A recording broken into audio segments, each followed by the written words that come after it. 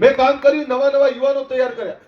એ યુવાનો સક્ષમ બનીને બીજા સમાજોની સાથે ધંધા રોજગાર કરતા કર્યા, બીજા સમાજોની સાથે ભળતા કર્યા. અને એના કારણે આજે પરિસ્થિતિ એ છે, કેટલા બધા સરપંચો આયા તમારા, કેટલા તાલુકા પંચાયત, જિલ્લા પંચાયતમાં આયા, પણ થાય છે શું? સાચું કહું, ઘણીવાર ડર લાગે. સ્વરૂપજીને કહું છું, સ્વરૂપજી જેને તાલુકા, જિલ્લા, સંસદ કે ધારાસભામાં જેને તૈયાર કર્યા હોય તો પહેલા મને જ પાડી દેવા આવે છે.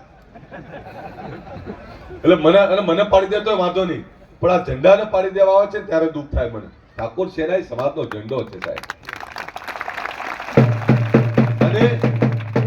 અને નવાઈ એ લાગે કે કોઈ કારણ ના હોય, એટલે કે આમને મારી નાખ્યો તો મોટા થઈ જઈએ.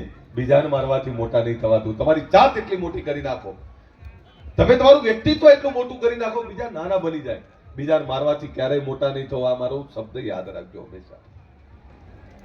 એટલે મારી તો સપનું છે, કલ્પના છે કે તમામ ક્ષેત્રમાં નેતૃત્વ કરતા શીખો.